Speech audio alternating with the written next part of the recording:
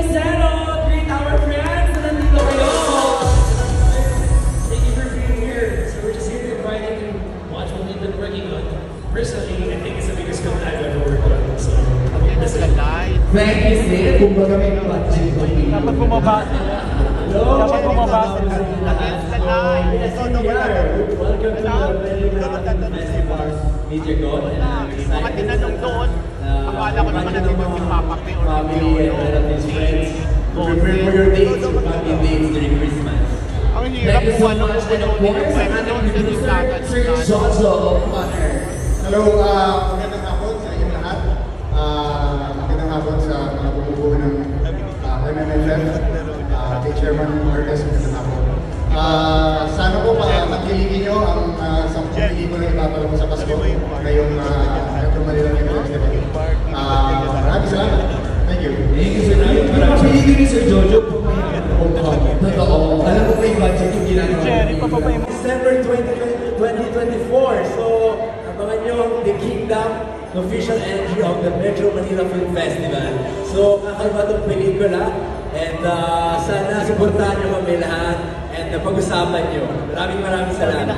Thank you, Sid Lucero. Yes, please take the time off to try to watch everything because it is a festival, but it's a showcase of what kind of films are coming out from the Philippines, especially this year. And naniniwala talaga ako na we've got a chance to make it everywhere. So mabuhay ang pelikula Pilipino, panoorin niyo po lahat. Maraming salamat, of course, our producer of The Kingdom, Sir Jojo O'Connor. Ayun po, sana sa Pasko, panoorin po ninyo ang The Kingdom. At ang kiligin din natin yung mga lahat ng pelikula sa Metro Manila Film Fest. Ito ang 50th anniversary ng MMFF. So all the movies are good and special. So yun, sa December 25, The Kingdom, panoorin po natin. Maraming salamat. So, anong gusto mong sabihin sa lahat ng mga nandito ngayon? Gusto ko magpasalamat, di pa ka nakapagpasalamat kayo sa lahat ng kasama natin ngayon. It's Friday, it's traffic na kasama namin kayo. Maraming salamat po. At bago si Tita Sylvia, talaga namang napansin nyo ba? Dahil topak na ang pinopromote na Enzo, wala na yung kanyang ano. Ay, hindi, may change costume tayo. Kailangan natin magpakita ng pulaso. Action film tayo this year. Ayan. Thank you so much, Miss Sylvia Sanchez, the producer of Topa. Magandang hapon po sa inyong lahat. Maraming salamat sa pagdalo dito at maraming salamat din po sa inyong lahat. MMDA, MMFF, ulitin ko po. Maraming salamat sa pagbibigay ng chance sa mga katulad namin mga baguhang producers. At hindi lang po ito ang umpisa. Hindi lang po ang una, umpisa pa lang. Perfect. Ayan na. Lalagyan mo lang ang big word, no? Hindi ito ang una na umpisa pa lamang ito. From Miss Sylvia Sanchez. Napaka-busy. Sid Lucero. Ayan. Minute lang. Nakita nyo na yung mga pasamo kung yun talaga yung trip nyo, kulang pa po yun. So, watch on this is the 50th MMFF. Like I said, this is probably the biggest ever experience. Let's go! Gusto ko sabihin, panoorin yun, dalawa lang eh, kaso nga lang, hindi pa niya. Panoorin nyo lahat. Gusto ko lang po sabihin sa inyo ito na bago namin pinalabas dito sa Pilipinas, kaya Topa is coming home. Masaya po ang production dahil last year po nag-ikot to sa Cannes, sa Locarno, sa Austin, Texas, sa Spain. At mayabang po ako at proud po akong sabihin sa inyong mga Pinoy na meron po tayong isang pelikula ulit na Pilipino movie na pinapalakpakan sa ibang bansa. Kaya dito sa Christmas talaga sa Metro Manila Film Fest, pinasok talaga namin. And gusto ko sabihin sa inyo na ang gagaling ng mga artista namin dito. Gusto nyo ng action? Eto na po yung tama kasi maniwala po kayo. Eto po gusto ko sabihin sa inyo, topak to, umpisa ng topak na to ang magle-level up ng action movie natin dito sa Pilipinas. Hindi lang sa action, kundi sa galing ng mga artista na nag-a-action sa pelikula. Saludo ako sa mga artista ko, Julia Montes, Arjo Ataide, Hopoy de Santos, Enchong D, Sid Lucero, ang pati po mga supporting namin, kahit iisa lang po sa eksena, masasabi ko po talaga na there's no small role, only small actors. Kahit isang eksena, lahat 100% binigay nila. Kaya po, kung gusto niyo po ng action, pero sa gaya ng sabi ko dito, hindi lang to basta action. pamilya, usapang friendship, ito po, mga pamilya, kahit siya po ay medyo topak doon. So, kumpleto po ang aksyon namin. Hindi lang to action movie. Kumpleto Ricardo's po to. Kaya sa 25 po, topak, maniwala kayo, kahit kayo, hindi, sabi nga ng mga nakapanood na ng mga influencers, nagkaroon na po kasi kami screening para sa mga influencers, mga content creators, sabi nila, ang hirap daw umihi, lumabas, pag nandun ka na sa topak, pinapanood mo na. Kaya kung gusto nyong tupakin sa December 25, damay-damay na po tayo lahat. Topak po sa Metro Manila Film Festival. Yes, hi Liza! Pakita ka na naman naman. Hindi, topa kasi, kailangan mo matulog ng topa. Ay, huwag niyo ko ipahiya na dito si Direk Dan Villegas. Hindi ko nakakatrabaho sa Direk Dan. Ayun po, unahin na natin si Direk Chong. Yeah. Ano ba yung mga kailangan namin abangan dito sa Uninvited? Ayan. So, ang Uninvited po ay offer po ng Metro Productions and of course, Project 8 Projects. Kasama rin po natin ang Warner Brothers. Ang Uninvited po ay isang pelikula about kung ano ang kayang gawin ng isang ina para sa kanyang anak. And ito po, bibigay ko na po sa inyo lahat. Alam ko naman po, itong pelikulang ito ay first time ulit, diba? First time ulit na makikita rin na nagsama-sama mga malaking artista. Kaya kami po, we decided na hindi po i-cut ito. So, uncut, uninvited na makikita natin, at makikita natin ang full performance po ni Ma'am Vilma Santos Recto, Aga Mulacan, of course, kakaibang naging lustre sa pelikula Uninvited at sa lahat po, of course, ng mga cast. Kung wala itong cut, ilang oras yung pelikula? 5 hours. Hindi naman po. Hindi naman okay. Elijah, ano ba ang mga dapat abangan natin dito? Maliban pa sinabi, of course, ng boss namin, Sir Brian. Kung naghahanap po kayo ng pelikula na intense, nakakaiba, something fresh, something like you've never seen before in Philippine cinema, invited po kayong manood ng Uninvited. And of course, yun nga, isang malaking karangalan na mapabilang sa pelikulang to kasi grabe lang po talaga yung cast. And of course, directed by Direk Dan Villegas. Salamat po. Ayun, isang masasabi ko lang proud po ako, sobrang thankful po ako na kasama po ako sa isang napakagaling na team siya cast. So manood po tayo sa December 25 ng Uninvited. At proud din kami dahil naging artista kami ni Tatiana. Wow! Ang kwento po namin ay nangyari lang sa isang gabi. Isang gabi lang lahat ito.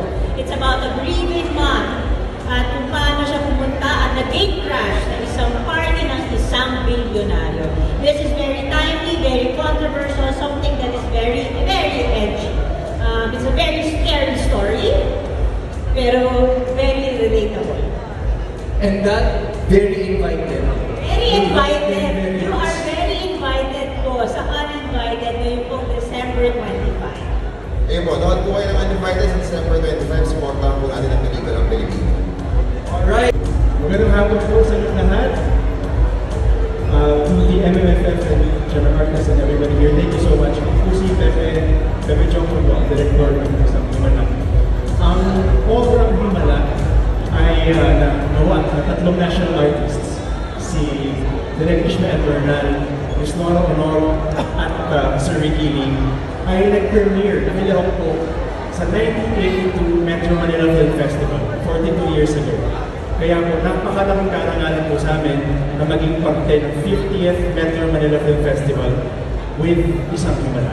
Ang kwento po ni Elsa na nagsabing walang himala ay bibigyan ng bagong piling na talagang maaantig sa puso natin lahat. Panulat po ni Sir Ricky Lee, kapansang aragat ng sining po, musika ni Vince De Jesus, starring Aisel Santos, Between Escalante, David Ezra, and some of the best performers in Philippine theater.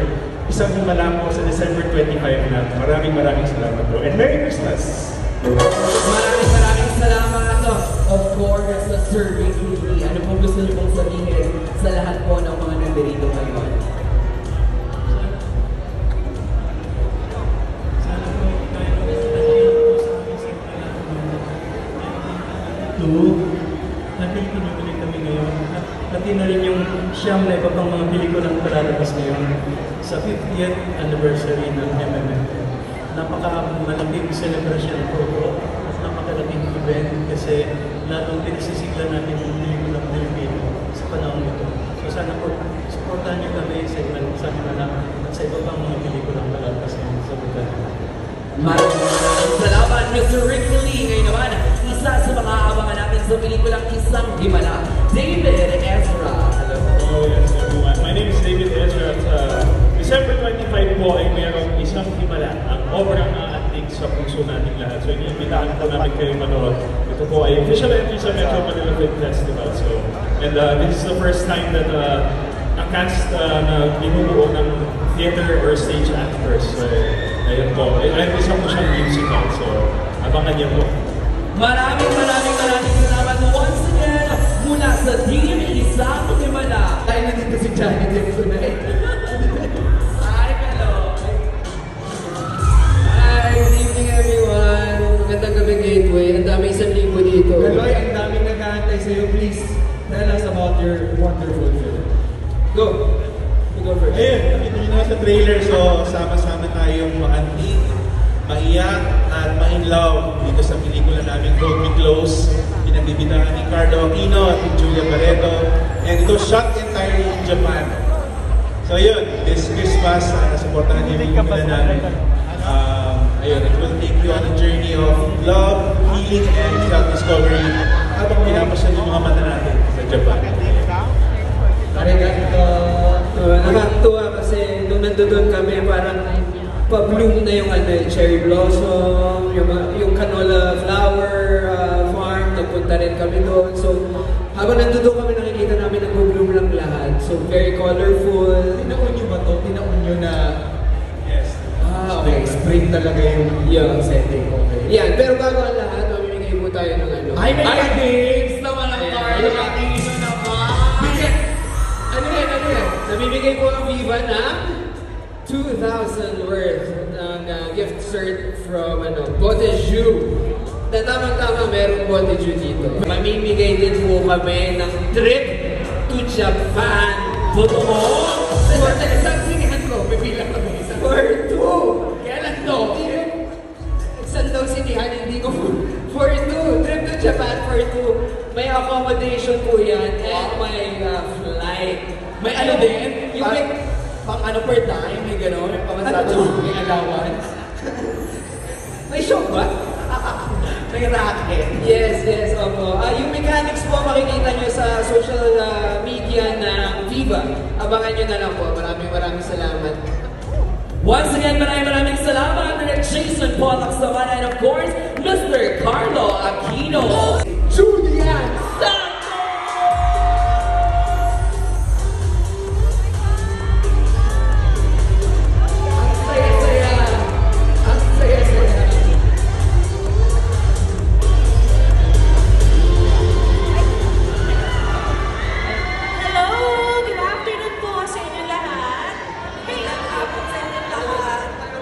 Dito po tayo sa unahan, hindi po kami nangangagal. Tayo sa unahan. Ayan. Pasensya na po may mga 1,000 kami naiwan dyan. Ayan. Oo, grabe naman itong pakalat ng salapi ng daigba uninvited.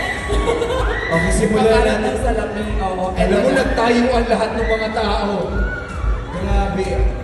At Attorney Georgie, ikaw na, sisimulan ko na. Tell us something about our beautiful film this year. Well, it's a horror film. Kasabik-sabik ang pagbabalik ni Direk Chito Ronyo sa MMFF. And of course, we have a great cast with us. Of course, with as our lead, we have Julie Ann Santos and Lorna Tolentino. And they're ably supported by this veteran actress, Chandra Romero. Of course, there's JC Santos, Janice De Belen, Bon Confiado, Kian Co, Nico Antonio, Donna Carriaga, Tommy Abuel, and the Eugene Domingo. Talagang Kasi huli ka. dalawa entry mo dahil. Inuna yung Miss Judy Ann Santos bago yung Eugene Domingo. Oo, kasi talaga yung isang Thank you very much, Attorney Georgie. Ma'am Chanda, gusto ko lang po sabihin sa inyo. Habang, huwag kang nangingialam, ako yung host. As a host nga kasi. Gusto ko lang sabihin, habang pinapanood ko po yung trailer, parang namamaliit po ako habang dinideliver niyo yung lines, so nakakatuwa po. Marami na naman sabihin. Marami na naman magagalit sa akin. Marami na naman magagalit sa akin. Sila po pagalitan niyo, go ahead po. Pero grabe, no? Talagang lahat nagtayuan nung lumabas na ang ating Team Espantajo. Miss Shanda, ano pong gusto niyong sabihin sa lahat ng mga nandirito ngayon na bawat mga pelikula, lalo na yung sa inyo po, talagang parang napawaw silang lahat? Ito yung isang film na talagang it's a real adventure. So lahat kayo on Christmas Day and through the run of the film festival, panoorin nyo with friends, family. This is a great ride. Thank you so much, Miss Shanda Romero. Of course, the one and the only, Miss Yuji Domingo! Magandang hapon po sa inyong lahat. At isa lang po ang gusto kong itanong sa inyo. Na-miss niyo ba si Judy Ann Santos? Yes! Ako rin, isa lang ni Judy Ann Santos sa big screen. At ito na po yung tamang pagkakataon na makita ulit ang ating best actress, ating superstar sa big screen ngayong December 25. Napakaganda pong pelikula na handog sa atin, written by Chris Martinez and directed by the one and only Chito Ronyo. Horror po ito. Napakasarap panoorin kasama ng buong barkada at buong pamilya. Ano nga ba ang Espantajo? Ipapaliwanag yan ni Judy Ann.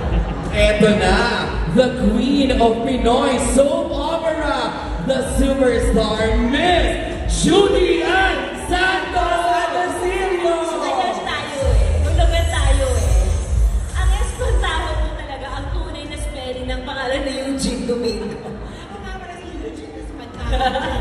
Ang Espantajo ay scarecrow sa salitang Portuguese. So, ayan po. Pero napakalaki kasi ng koneksyon, syempre, ng Espantajo sa pangkabuuan ng pelikula Bakit May Peste, saan nagagaling ito. But, sa totality po ng aming pelikula, it's about forgiveness, it's about acceptance, it's about family's love, it's about mother's love. But at the end of the day, nakakatakot pa rin siya. So, it is something very exciting, something amazing. At saka masarap talaga siyang panoorin ng may kayakap. Pagkatas manood ng pelikula, manonood kayo ng pilitilian, tapos yakap-yakapan, tapos kurut-kurutan. So this is Other Quantum Films, of course, directed by Chito Ronyo. It is our first movie together dito sa Espantajo. It's been a while na gumawa ako ng horror. It's been a decade. And then my entry last 5 years ago pa, ang entry kong huli dito sa Metro Manila Film Festival, and it's very exciting. I'm so excited for this movie. Alam mo, tamang-tama yung 50th edition ng MMFF. Nandito si Miss Judy Ann Santos. Bakit gano'n? Wala, gusto ko lang sabihin. Fan po kasi talaga ako. Kasi nagtulungan kami ni Enzo sa nakastampas silang tingnan lahat. Tsaka habang nagpo-promote ka, si Eugene Domingo na ganun lang. Okay, tama yung sinasabi mo. Tama, okay, very good. Teacher ko talaga siya. Teacher. Naku, maraming salamat po, Team Espantajo. Eugene Domingo, Chanda Romero, Judy Ann Santos, and of course the producer, Attorney Georgie. Maraming salamat. We'll see you again mamaya sa ating Q&A po. Ngayon naman, this time, talaga mong love is in the air. Kahit December pa lang, let's fall in love with the movie My Future You. Panoorin mo natin.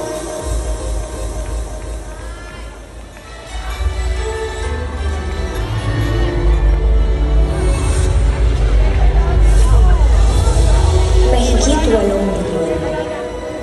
Sa dinami-dami ng tao sa mundo, paano mo hahanapin ang para sa'yo? Mga France, ano daw? Hindi ko lang alam kung ibibigay ni Seth ngayon eh. Ano ba yun, Enzo? Ano yung narinig mo? Hindi mo mga beso lang kayo. Parang papatamis lang. Gusto nyo ba ng papatamis? Ito. Gusto na. Kailangan na natin yan eh. Ako parang anong gagawin ba? Hindi, sige. Yes! Ganon! Siyempre naman kasama natin ang Princess at tawagin din natin ang ating director ng My Future You, Director Santo Aquino, together with their producer, Miss Rosel Monteverde.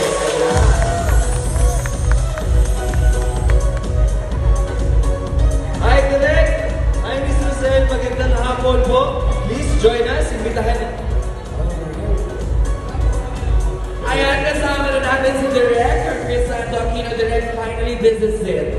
Nandito na tayo ngayon, papalapit na ang December 25. Ano pong gusto mong sabihin sa lahat po ng mga nandito ngayon? Good afternoon sa inyo lahat. So lahat po kayo ay iniimbitahan ko manood ng lahat ng pelikula ng Metro Manila Film Festival this year, especially My Future You, this December 25. Maraming salamat, Direct Chris. Of course, our producer, Ms. Rosel Monteverde. Hello po. Good afternoon, everyone. I'm just so happy to have produced this to the new generation of Lindsay Francet. I'm quite happy with the outcome of the movie. Masayang pelikula pang pamilya at nakaka-love siya talaga for this Christmas. I'd like for everyone to watch My Future You and of course all the films and movies to Metro Manila Film Festival. Thank you. Maraming salamat. Ito naman, Seth and of course, Francine, gusto namin malaman syempre kung ano nga ba yung dapat nilang abangan dito at bakit ito ay napapanahon ngayon, ang My Future You. Bakit napapanahon? Kasi naman siya yung Kapaskuhan di ba? Iisa lang naman ang hangad natin lahat tuwing Pasko.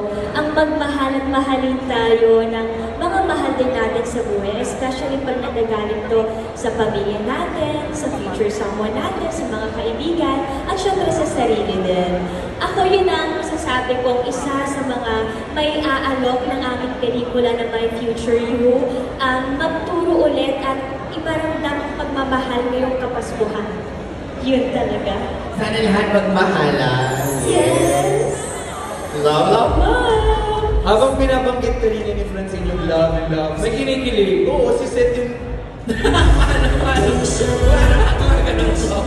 Nakakatuwa kasi mga kapatid ko to nakikita ko sila ngayon doing their own thing. I love it. Seth, please, invite everyone. Gusto ko lang din po i-add sa sinabi ni Francine na ano ba ang My Future You? Ano ba ang kahulugan ng Pasko? Ang Pasko, para sa ating mga Pilipino, sobrang lakas ng spirit natin pagdating sa Pasko. At ang My Future You, hindi lang kami basta magpapakilig dito. Given na po na magpapakilig kami. Pero andito ang kwento ng pamilya. Andito ang kwento ng pagiging kontento. At andito ang kwento ng pagmamahal.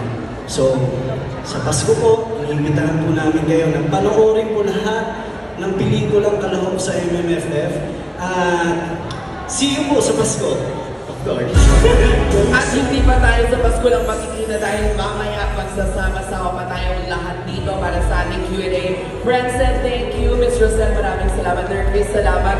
Hirap na hirap ka ba sa buhay, Eugene Domingo? Yung Eugene Domingo, parang sa po yung anak na tinapaan.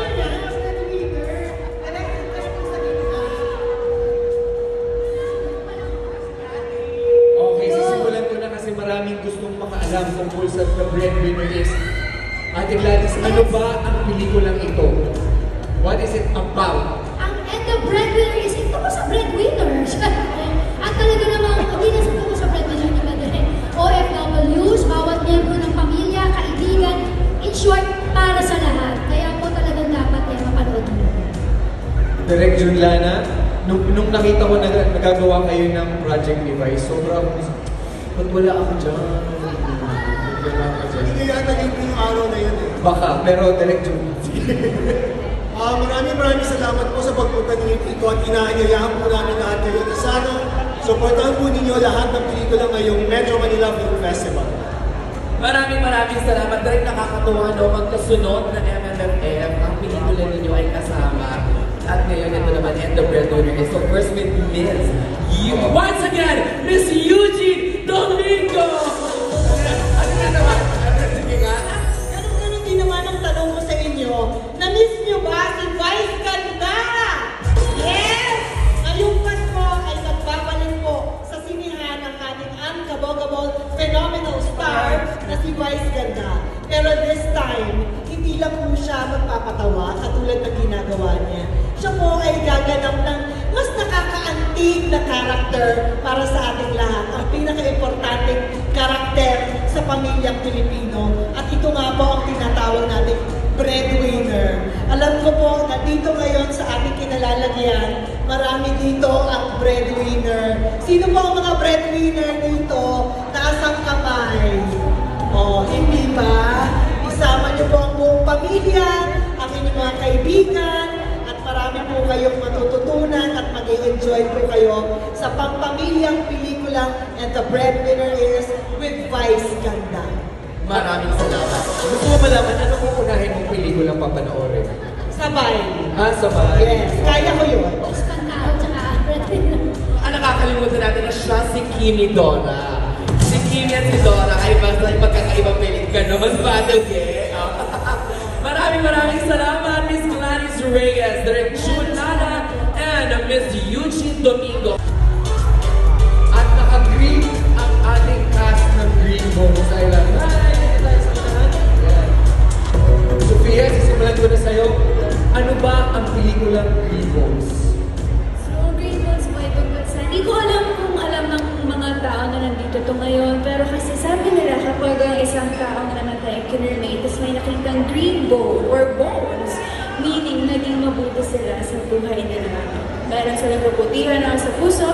So yun po yung aabangan natin dito sa Green Bones. Kung sino nga ba yung mayroong green bone, and makikita rin natin dito na sa kabila ng mundong madilim, meron pa rin pag-asa.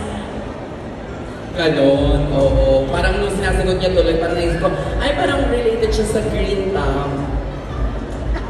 Siya lang, please explain siya. Hindi ko na-gets eh. Hindi ko na-gets. Pero inilisting na ko yung mga na-enso. Hindi ako naman, kanina habang nagsasalita si Sofia, yung mata niya color green. Totoo, kasi binangkay niya.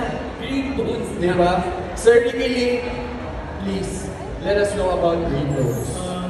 Actually, itong Green Bones, yung kwento ng magkaaway na guardia at ng preso o inmate sa isang penal colony. Pero hindi nila na-realize na kapwa sila nakakulong. Nakakulong sila sa mga sugat at trauma ng kanilang nakalipas. Nakakulong sila sa kanilang maling paniniwala. And eventually, they will realize na kailangan nilang dalawang magtulungan, even if magkaaway sila, upang mapalaya nila ang bawat isa. Kuya Dennis, di pa kita nakakatrabaho, pero sana soon. Pero itong Green Bones, iniisip ko kanina, kung hindi available siguro, baka pwede. Puro ako na lang. Remind ko lang, Chong, nasa topa ka, at ikaw ang host ngayon. Oo nga eh, parang kulang lagi sa trabaho. Pero Kuya Dennis, please. Ayun, sana po pagilingin natin lahat ng mga pelikulang Pilipino ngayong darating na 50th anniversary ng Metro Manila Film Festival. Sana po gusto rin namin ibahagi itong kwento ng Green Bones sa inyo dahil ito ay kwento ng pag-asa na kahit saan mahanap mo yung pag-asa kahit na nasa pinakamadilim pa na lugar. Kaya sana po pagilingin natin lahat ng mga pelikula ngayong darating na Pasko. Salamat po sa inyo lahat. Parang may request nila, gusto ko daw nilang makitang mag-TikTok. Mamaya, subukan natin, magpa-TikTok pa natin si Mr. Dennis Cirillo. Pero maraming salamat, Sophia, of course, Sir Ricky and Dennis. Ngayon naman, last but definitely not the least, horror in the modern age. MJ Lastimosa, Rob Gomez, Alexa Miro, and Jay De Leon. Hello!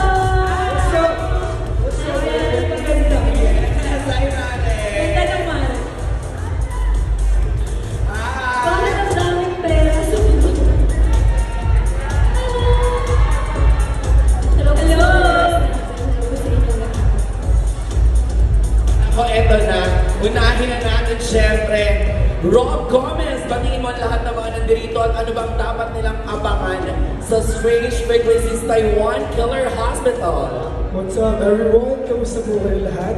I'm Rob Gomez. And ang pinaka-difference siguro is kami yung cameraman. Lahat ng cameraman natin ngayon dito, na-experience namin yung trabaho nila at lahat ng mapapanood nyo galing sa kamay namin. So, yun din. Totoo, yes. Kasi nakakwentuhan ko yun si Rob, na-interview ko siya. Parang it's like a vlog na bawat isa may kwento sa kanila at pinagsama-sama doon sa isang killer hospital sa Taiwan. As in, sila doon. Pero Alexa, tama, walang cameraman dito sa pelikulang to? Wala talaga. Kami talaga yung nag-shoot noon. Meron kaming sinuot na GoPro, isa dito, isa dyan, tapos may handheld camera, and kami yung may mga flashlights. So the entire night, wala po kaming crew. Kami po mismo yung crew. Ay, Yes. nakatipid ang production ng Yun camera. talaga yung secret no? Yes. MJ, ano ang Hindi ko gagawin? alam kung nakatipid ba kasi mga 20 cameras din yun eh. Medyo mahirap i-edit yun ah. Hindi pa kasama yung sarili mong camera. Oo, tatlong camera per person, diba? Huwag din tayo. Yes. Please tell us about your role in the film. Actually, hindi siya role eh. Kasi kami, as MJS din ako sa talaga. Wow! In-invite kami ni Enrique Hill para samahan siya na pumunta sa isang haunted hospital in Taiwan. Okay, so you're portraying yourself. Yes. Wala kaming script, wala kaming characters talaga. Talagang ano to, Wala script? Sorry, ang taas ko. Parang ganun-ganun yung kulang namin. Hindi kasi as an actor, na-appreciate ko yung gano'n na lahat kayo, kung ano yung bit-bit ninyong kaalaman doon sa pelikula, yun yung sasabihin noong character o yung role ninyo, which is yourself. Alam mo, sayang. Sana natawagan ka rin ni Enrique para dito as yourself. Hindi, or malamang ako yung role ni Enrique. Hindi, joke lang. Pero masaya to kasi syempre hindi mo alam kung ano yung i-expect mo. Maraming haunted places sa Philippines, di ba? Pero eto nasa ibang bansa ka. Paano ba? Ano ba yung mararamdaman mo pag nasa isang haunted place ka sa bansang hindi mo alam? Okay. Ikaw ba, Jane, meron kang naramdaman doon sa location? Meron talaga. Ayan na. Alam mo ba, pinag-uusapan namin, ikwento mo na, Jane.